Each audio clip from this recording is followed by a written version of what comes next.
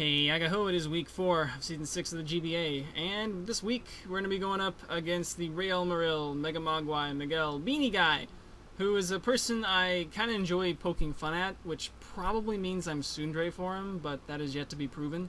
Anyway, we actually have remarkably similar records, as you can see right there. We are both 2-1. We are both +1 differential, and we are both second in our respective conferences.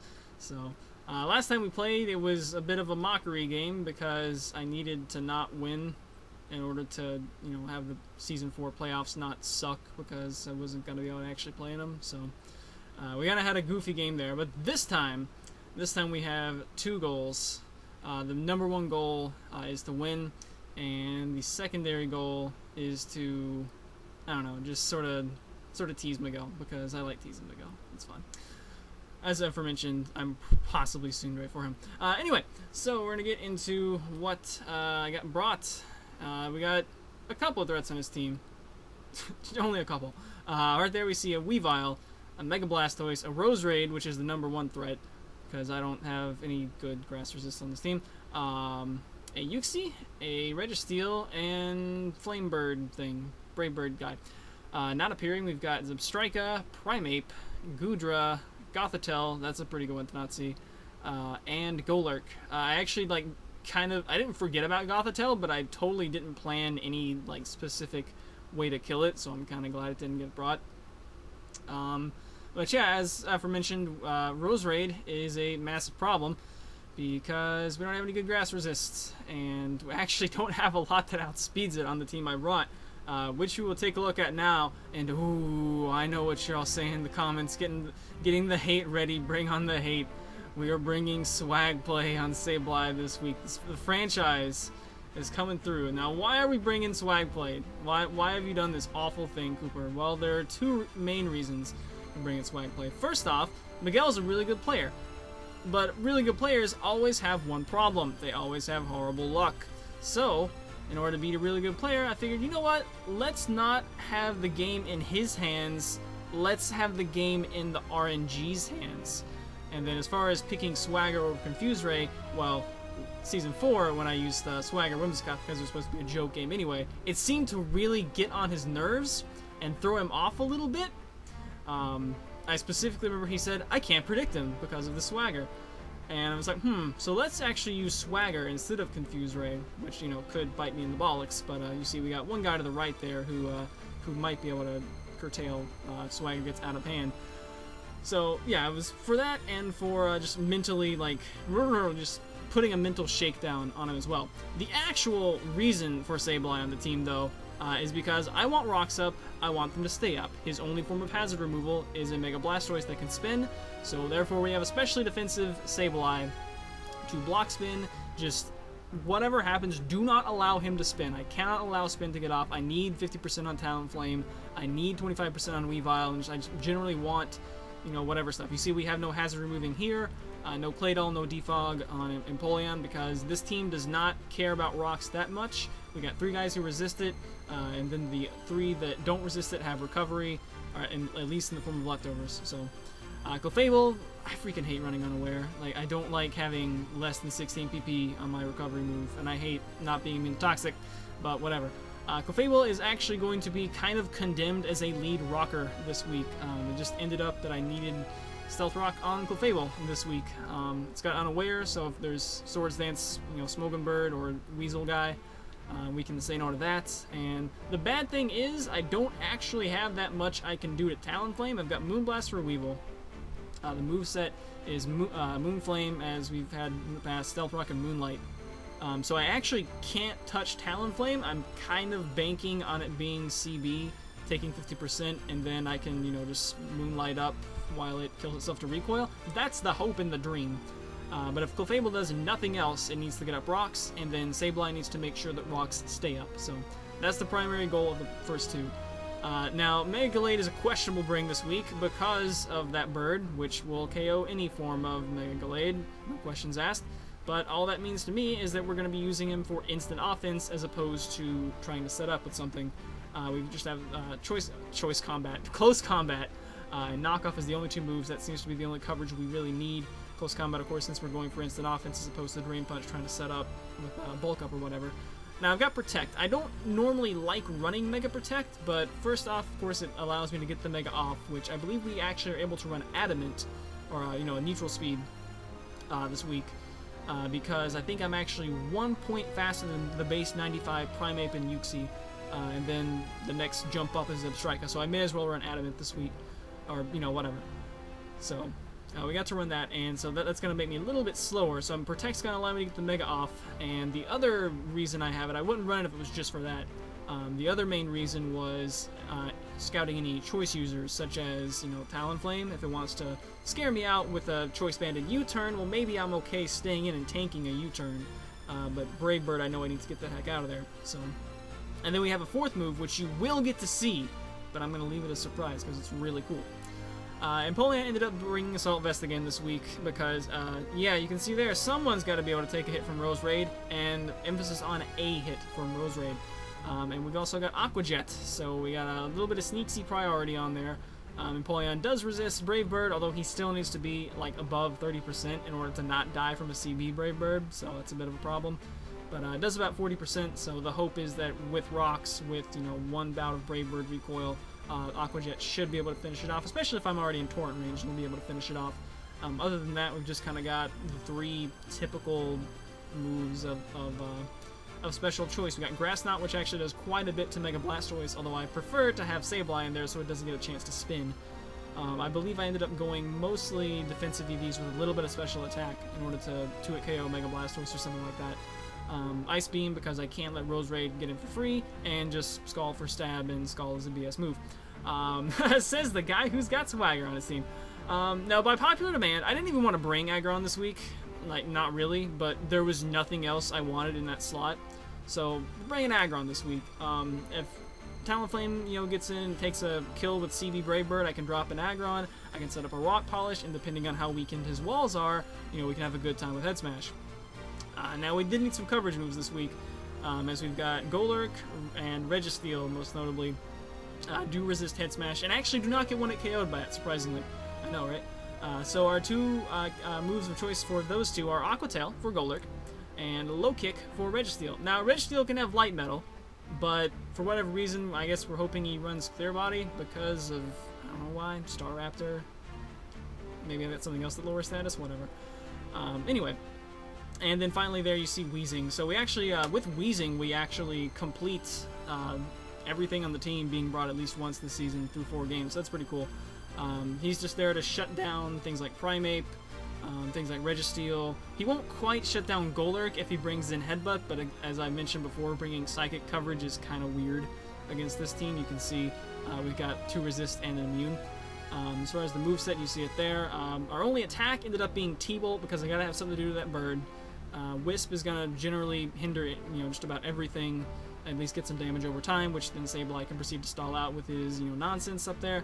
And Paint Split as well, just for, I don't know, that was sort of a filler move. Toxic Spikes, I figured, probably are not going to help, but his only spinner is not going to appreciate taking Toxic Spikes, you know, even, you know, basically, or Poison especially. Basically, it's going to help if he tries to spin them away. It's going to help Sableye stall out. Of course, Roserade I was 100% sure was going to get brought, and that's just going to soak him up, but, you know, maybe Toxic Spikes ends up coming in and forcing Raid to come in at an inopportune time. Of course, as I see looking at, you know, this team right here, we've got a grand total of 2 things that are affected by Toxic Spikes, one of which will actually care, the other of which is going to be whittling away at its own HP anyway. So setting up Toxic Spikes is definitely not on the agenda, but, you know, if other stuff like Gothitelle or Goodra or Golurk had been brought, or even Primeape or Zebstrika, you know, there were enough things that were affected by it that I felt okay dedicating the move slot to it. Certainly I could have used something like Flamethrower or whatnot, but I figured Wisping Registeel is probably going to be alright. So that is the team, and let's get into the game. Alright, so with the Clefable lead, the number one thing I do not want to see first off is a Roserade. So Sleepy could be Sleep Powder Roserade, but it's not. So that's just going to be a Uxie, and that means I'm going to quickly click Stealth Rock and be glad that we're going to get Stealth Rock up first thing and not really care what he does. He wants to Thunder Wave Clefable. It's not fine, but I'll certainly take it. And yeah, we don't get full parried on Stealth Rock, so A-okay. And I keep thinking that A, this is 4th gen, and B, I have Magic Guard, so that I can't get full paralyzed. But it's actually neither is the case. It's not 4th gen, and I also don't have Magic Guard, so... but right here, I expect he'll probably just U-turn out, because I can't imagine, you know, Uxie wants to do anything else to a Fable, but it does want to set up quick Stealth Rock, which is, you know, justifiably so. And we're just going to show Flamethrower, as I do not want Roserade to come in for free at all. I need to limit Roserade free getting in as much as possible. You know, if it comes after a KO, alright, fine, there's not really a whole lot I can do about that. But, you know, stuff like off a U-turn, etc., I do not want to let that be... Do not want to let that be for free. But there's a bit of a question here now. You know, I've shown Flamethrower, so that's clearly the move I wanted to go for. You know, and obviously that's not Stab. That's not the best attack I have against Uxie. So clearly I was predicting a switch. So the question is now, do I go for Flamethrower again? Or do I go Moonblast, perhaps predicting Mega Blastoise, or I guess Talonflame would also take less damage, or more damage from Moonblast.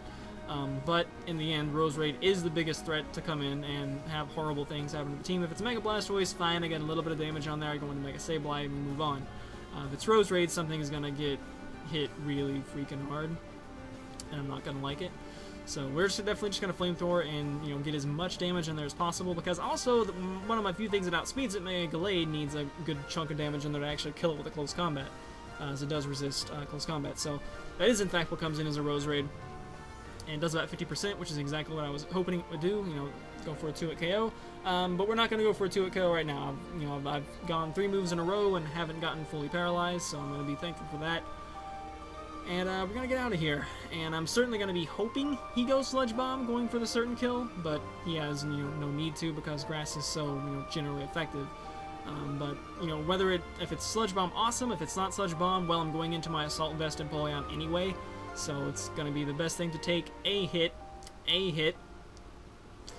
from the thing. And that's what we're going to go ahead and get into here, and we'll see what he wants to do. In comes Empoleon, and he does indeed not go for Sludge Bomb, and Leaf Storm hurts like a shark load. That's not good. That's pretty much how much I expected it to do, but a little bit more than I expected it to do. So after a quick calc and seeing that he didn't take Life Orb damage, and me being Assault Vest, of course, has to mean that he is Choice Spec. So that's definitely going to be, you know, a thing of note here, is that he's going to be forced to go for another Leaf Storm or leave. I do not think he will go for Leaf Storm, because he's well aware of how effective Roserade against this team, so he definitely wants to keep that around. So that means we are not going to be clicking Ice Beam, and the question is between Scald and Grass Knot. The number one thing I'm fearing to come in, though, is Mega Blastoise. That's going to be the more difficult thing to respond to, so I'm going to click Grass Knot, even though it's 4x resisted by Roserade. And instead this thing ends up to come in, which is going to resist Ice or Grass, whichever I went for. Scald would have been better, but I guess at least with Grass Knot we possibly get to see whether or not he's Light Metal. I certainly didn't do the calc at the time because it was so little damage. I guess it did about as much as you see right there, because Stealth Rock and Leftovers canceled out. But yeah, so I think that was still the correct play, because Megatoise is definitely what I was fearing more, whereas this thing I've got a dedicated switch in that is not going to care too much about it whatsoever. Hopefully he wants to just go for an Earthquake and, you know, try to just go and try to finish me off. That's going to be great if he does. We're going to go into making his debut is going to be Wheezing, and instead he wants the T-Wave, which is certainly more effective than a Earthquake would have been, but I'm still not overly concerned about it. We don't care about the speed. Obviously the full paralysis might come up at a bad time, but we'll burn that bridge when we come to it. Speaking of burns, that's going to end up being what we go for here, since there's no reason to Pain Split him at full HP. Toxic Spikes is not going to be effective based on the guys he brought, and I see no reason to throw out a random T-Bolt, so we're just going to go for a Will-O-Wisp here, and I think it actually turns out that going for a random T-Bolt would have been pretty good, but Will-O-Wisp is going to be some damage over time, which is going to end up to be better, based on our switch into this, which is going to be here to specifically to block Rapid Spin, to make sure that rocks do not get spun away. That is the #1 goal that Sableye has, and that is who we're going to be going into, especially defensive Sableye, and he's going to get Mega'd up, and we're going to see what Sableye can do here. I do not want to take a Scald and get burned. Instead he goes for the big guns and goes Hydro Pump, but special defensive Sableye is able to take it well enough, certainly. And here I've got a bit of a choice. I can either go for a sub and try to get him to miss a Hydro Pump. That's something I'm considering. But at the same time, you know, I don't have, you know, full HP, so he could, you know, easily just go for, you know, one of the more 100% accurate moves, and that would make setting up a sub kind of pointless. At the same time, if I recover, then, you know, he needs Hydro Pump to actually deal the big hit. So in the end, I decided to go with the other move, which is gonna be, yeah, get the boos ready, get the, whatever, the boo horns ready. We're gonna go click Swagger, go for some ninja arts of confusion momentarily, and just see if he can hit himself with confusion. Setting up sub might have been a better play to make sure we get some more burn damage, but there's Swagger, and he hits himself. Nice. So it's gonna effectively be a neutral hit with hitting through, you know, being burned and +2. Of course, Mega Blastoise being special attacker doesn't benefit from the +2, but now I've got enough HP that I figured, well, now we can pretty safely just go for sub and hope for either a miss or another hit himself with confusion. Gets neither, which is perfectly fine. And yeah, we're gonna get... I probably could have recovered there as well, actually. And I might have been above a Hydro Pump, but I guess at the time I did not feel I was going to. So now I'm in range where I can't make a sub, and that just means I'm going to be here to recover. There's not really one of my other moves I want to go for, so we're just going to click recover and see what we can have happen out of it. So here we are going to recover, and it's going to get us up back to about 105, but I know he was doing a little over 100 with Hydro Pump anyway. And damage variation actually kicks up, and Sableye lives it with 2 HP, and that's pretty cool. That's pretty cool. So he's only hit himself with confusion once, and I figure he's probably going to snap out here, would be my guess. We're going to recover up again. I'm certainly not going to live this one, but maybe he'll miss one, and he does miss one, so indeed that 80%, you know, I guess he hit 3 out of 4, well, yeah, he hit, what, 1 on the way in, or did he only get 3 off? I think he only got 3 off. But whatever, it's Hydro Pump, you know, you don't expect to hit every single time, so... here's Sableye. So Weezing actually gets that kill because the burn is the thing that finished him off there. And here we're looking to see, I'm pretty sure Raid does get Dazzling Gleam, so that would be probably the strongest hit against Sableye, but it wouldn't necessarily be the strongest hit, you know, in general. So I think, you know, at this point Sableye has done its job. It stopped spin from happening. You know, it actually was able to get the stall out there on Mega Blastoise and actually finish it off. So he does, you know, his job is complete. And now it's kind of just gravy, and what else can he throw on top of that? So we're just going to end up clicking, yeah, we're going to click it again.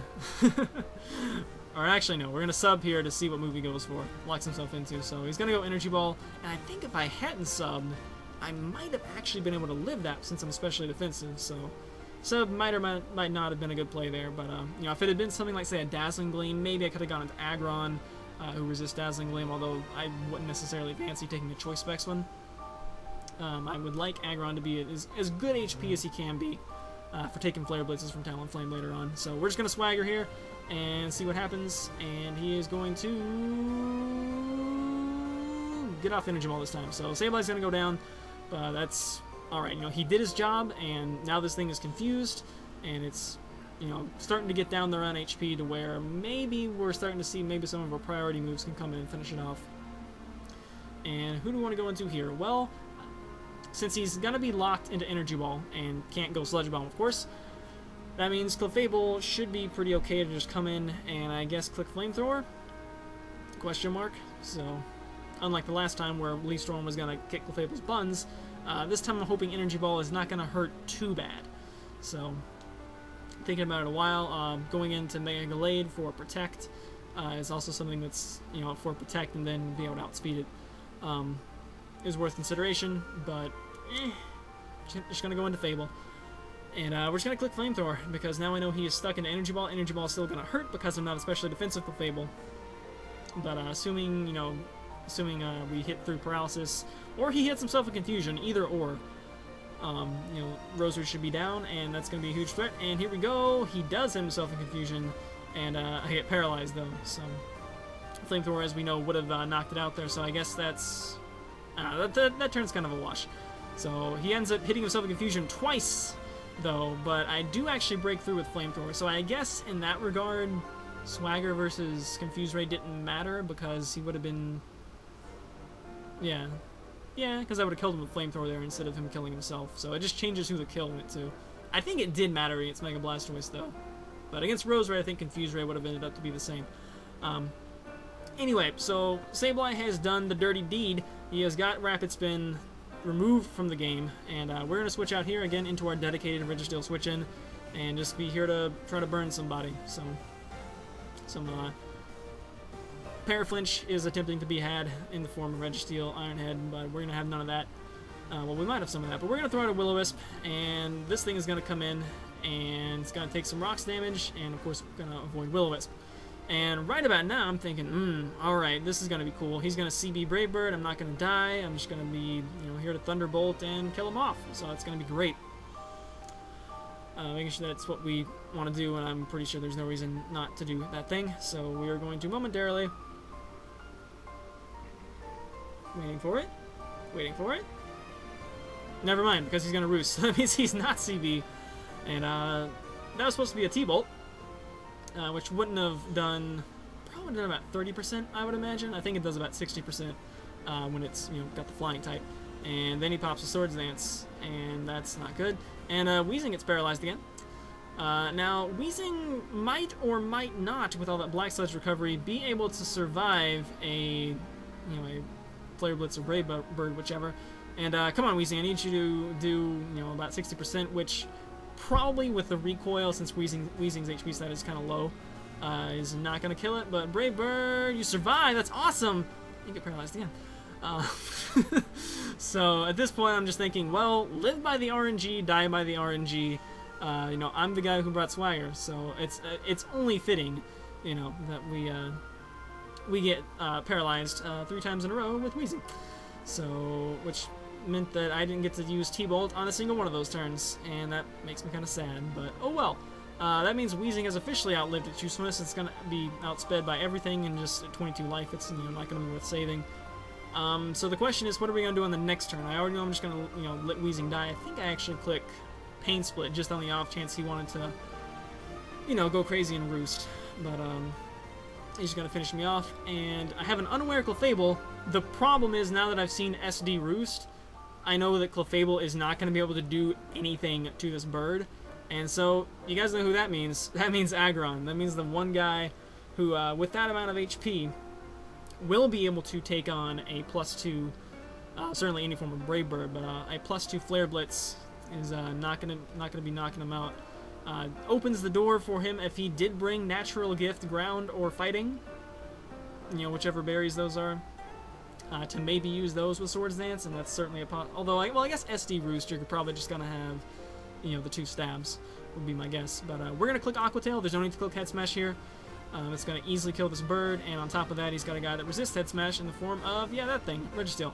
So... we are going to look at Aggron just bringing down like the fury of the ocean waves just with a single swing of his tail. What an awesome Pokemon. And that does a decent chunk, and I believe I calculated the time. It looks like it's at least a little bit physically defensive. Might be all the way physically defensive. It's definitely well above what it would take to KO it with Light Metal. So in order for Aggron to KO Registeel, it's going to need a little bit more damage, so keep that in mind. We're going to need that later on. And that's assuming that he's Clear Body instead of Light Metal, which we haven't 100% confirmed one way or the other yet. But, we'll see what we can do. So, our dedicated switch into this is gone, so that's not good. And what does that mean we're going to be going into? We lost what? We lost Sableye and Weezing. We're going to get out of here and go into Empoleon pretty much as death fodder, as it is just going to EQ and take out Waveman. But, Waveman pretty much did its job.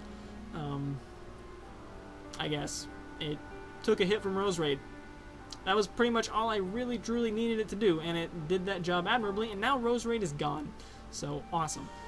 We're not going to be able to drop in Gallade, and close combat, I think, even if it is max defense, should be able to finish it off, and definitely from the range it's at.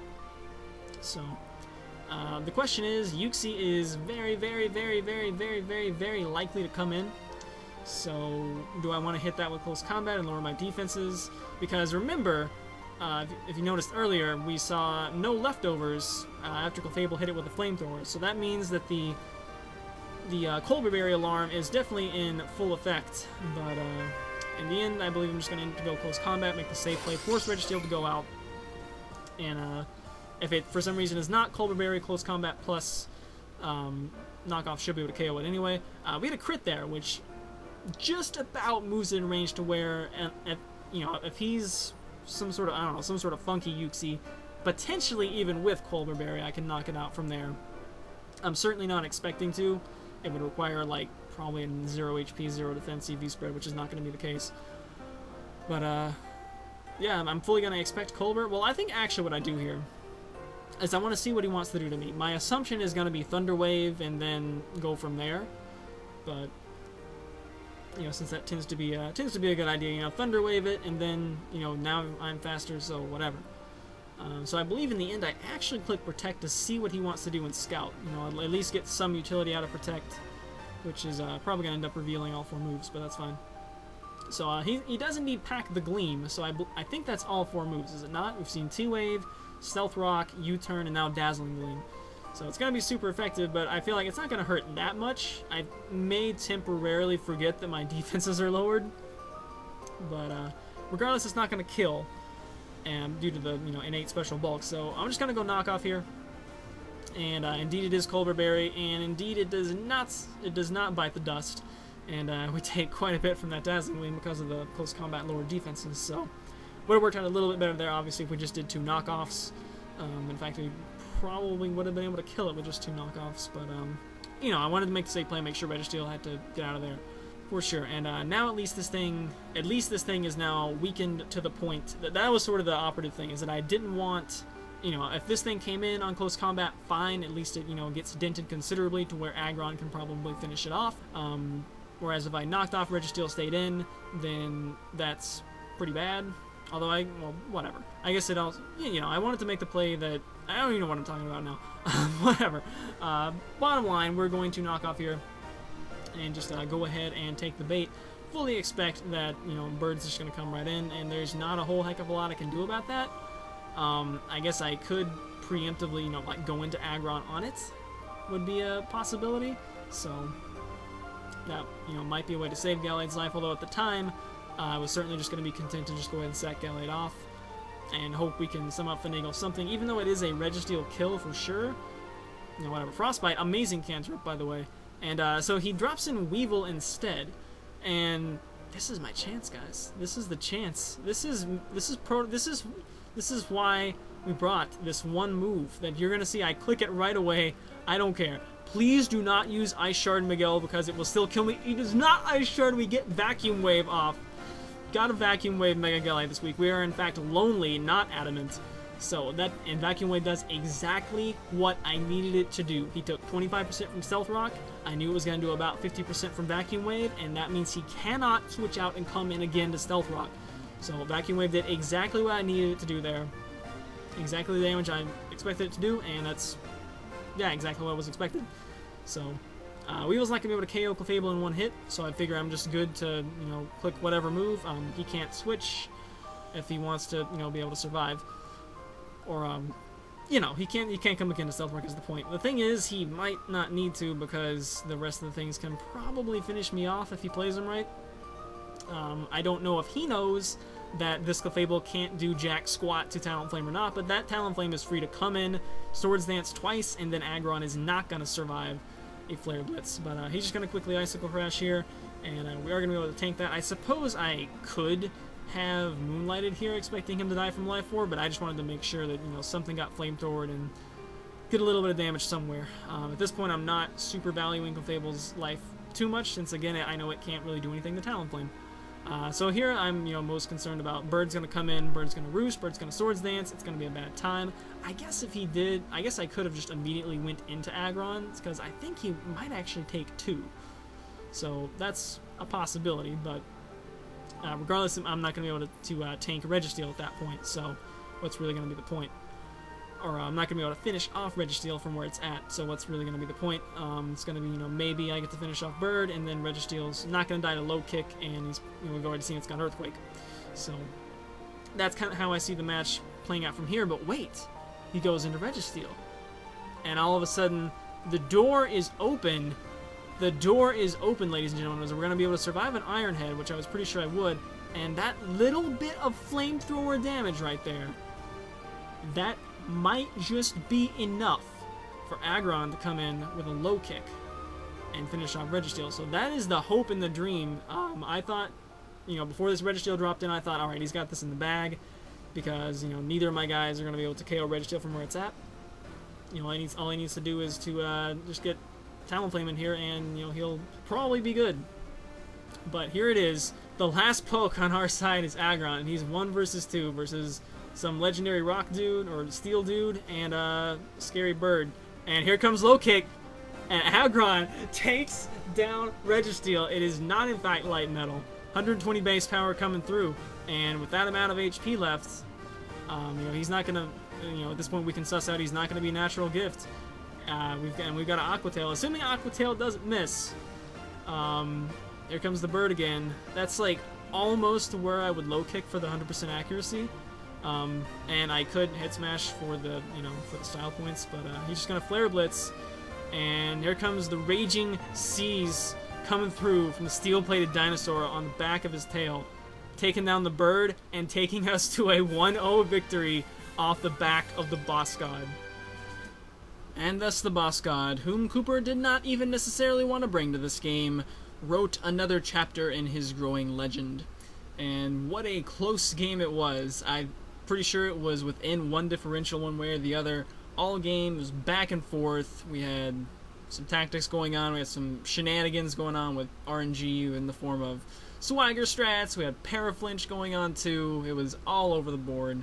And towards the end, I really thought he had it on lockdown, and then he made the plays I didn't expect him to make, which ended up to open the door for me, and probably goes to show why keeping your moveset unrevealed as best as possible during the game is a very good idea, because, you know, I'm sure he might have been thinking that, well, maybe that Clefable's got Thunderbolt, or, you know, maybe it's got Thunder Wave, you know, something to do to Talonflame, when in fact, I didn't have Jack.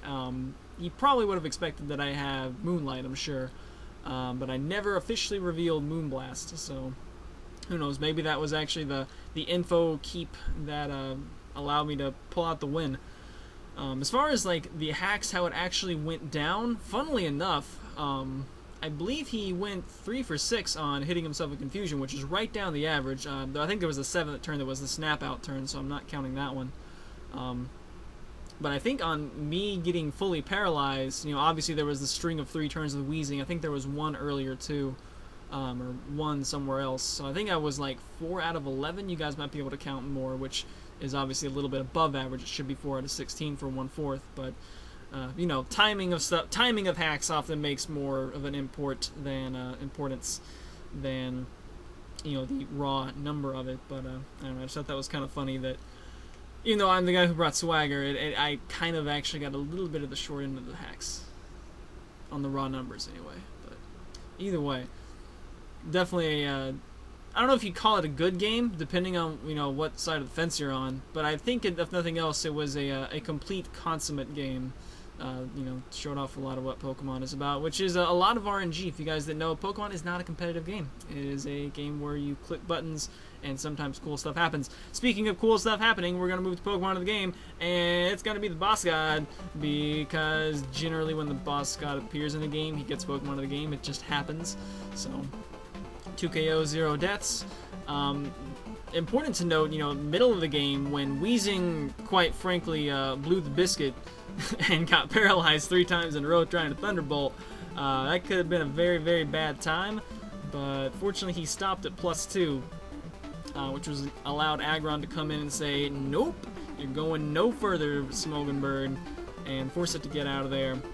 And as of course we saw, there was no natural gift play, which, you know, as some people know, when you don't prep for Aggron, sometimes you get beaten by Aggron, occasionally. Light metal, I'm not totally sure how much it would have mattered. It would have dropped the power of low kick down to the same as Earthquake, and, you know, I don't know, it might have depended on his exact EVs. I felt like a 100 base power move was not going to KO, but 120 had a shot, so that was my guess. We didn't click Head Smash, so that was weird. We're way behind on the Head Smash quota. I'm sorry about that, guys, but, you know, we'll see what we can do about that. the coming weeks. But we would be remiss again without, we have another honorable mention this week, and this was actually arguably the key play of the game right here, was the Vacuum Wave from Mega Gallade, which worked to perfection. If that Weavile gets switched out, then, you know, she just can just drop in Registeel on the, you know, after it kills Mega Gallade with whatever. If he even clicks Ice Shard and kills me, you know, he just switches in Registeel on Clefable, and then, you know, as long as he's able to whittle Clefable down, at that point, Weavile's able to then come in, finish off Clefable, and I'm assuming it probably had Low Kick or Brick Break, or, you know, something that probably would have been 4x on Aggron and been able to take it out. But because of the Vacuum Wave, he was kind of forced to stay in and kind of forced to let it die. So that was actually, in my mind, the key play of the game right there, was getting that Vacuum Wave off, and I can't believe it freaking worked to perfection, getting to use a very, very uncommon move on Gallade and have it be the key play. It's pretty great. But we cannot rest here. We must go on to another divisional game in the next week against the team that our last encounter was a 6-0 in our favor in their first GBA game, which is the Pittsburgh Piratatas, or however Tup says it, whatever. It's Cooper always said Rattata, so Piratata is how we tend to say it. Whatever. It's a mouse. I guess it's a rat.